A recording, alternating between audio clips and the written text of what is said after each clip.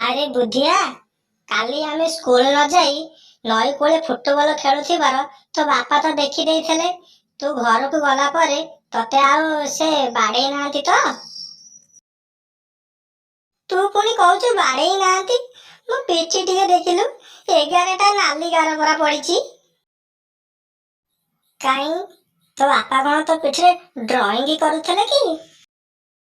ଜମାରୁ ମନ ଦୁଃଖ କରନା ବା ଗୋବରା। ମୋ ବାପା କହିଛନ୍ତି ତୋ ବାପାକୁ କହିଦେବେ, ଆଉ ତୋ ବାପା ତୋ ପିଠିରେ ଡ୍ରଇଂ କରିବେ। ହଇରେ ବୁଦ୍ଧିଆ, ନିଜେ ତ ଫସିଲୁ, ମତେ ବି ଫସେଇ ଦେଲୁ। ମୁଁ କହୁଛି ପାଠ ପଢିଆ, ଚାଲେ ସ୍କୁଲକୁ ଯିବା। ତୁ ତ ଖାଲି କହିଲୁ ଚାଲେ ଖେଳିଆ ଆଉ। ଗଲୁ ସେ ପୋଖରୀରୁ ଗୋଟେ ପଦ୍ମ ଫୁଲ ଆଣିବୁ। ମୁଁ ସେ ପୋଖରୀ କି ଯାଇପାରିବିନି। ଓହୋ, ଭାରି ଭଲ ପିଲାଟା। ଅଇନି ଯେମିତି କହିଲୁ ମୁଁ ଯାଇପାରିବିନି, ସେମିତି କାଲି କହିଲୁନୁ ତତେ ଯେତେବେଳେ ମୁଁ ଖେଳିବାକୁ ଡାକୁଥିଲି। ଭାରି ଖୁସିରେ ତ ପଳେଇ ଆଇଲୁ।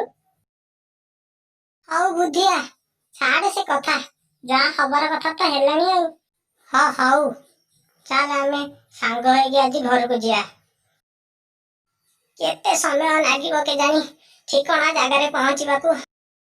ଆରେ ବା, ଏ ଠିକଣାଟା କୋଉଠି ଅଛି ଟିକେ କହିପାରିବୁ? କଣ ଅଜା, ମୋ ସାଙ୍ଗେ କମେଡି କରୁଛ ନା କଣ? ଠିକଣାଟାକୁ ଧରିକି କଣ କହୁଛ? ଏ ଠିକଣାଟା କୋଉଠି ଅଛି କହିପାରିବୁ? ଆରେ ବାପା, ମୋ କହିବାର କଥା ହେଲା, ଏ ଠିକଣାଟା କୋଉଠି ପଡିବ ଟିକେ କହିଲୁ? ଠିକଣାଟାକୁ ଏଇଠି ପକେଇଲେ ଏଇଠି ପଡିବ, ସେଇଠି ପକେଇଲେ ସେଇଠି ପଡିବ। ଏଇ ଗୋଟେ ଛୋଟ କଥା ସକାଳେ ଅଯଥା ତମେ ଟେନସନ ହଉଛ? ଯୋଉଠି ସେ ଯୋଉଠି ପକେଇ ଦେଇକି ଯାଉନ। ଆରେ ବାଃ, ତତେ ମୁଁ କେମିତି ବୁଝେଇବି? ହଁ, ଏଇ କାଗଜଟାରେ ଯାହା ଲେଖା ହେଇଛି ପଢିକି ମତେ ସେଇ ଜାଗାକୁ ନେଇଯାରେ ବାପା।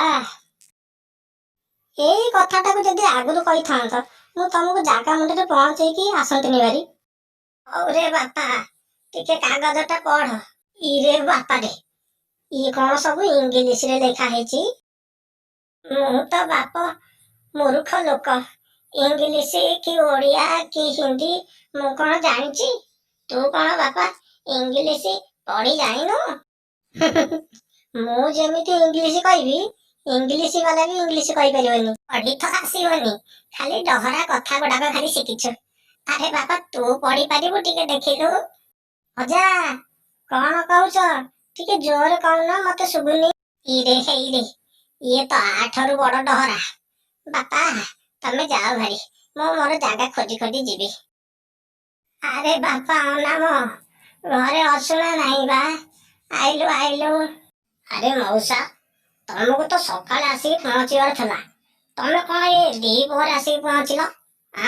କହିଲ। ହଉ ମଉସା, ତମେ ଏଇଠି ବଇଥାଅ, ମୁଁ ଟିକେ ବାହାରୁ ଆଉଛି। ବାପା, କୁଆଡେ ଗଲ ତମେ? ଇରେ ହେଇରେ, ତୁ ତ ସେଇ ଡହରା ଟୋକାଟା। ତୁ କଣ ଅନାମର ପୁଅ କି ରେ?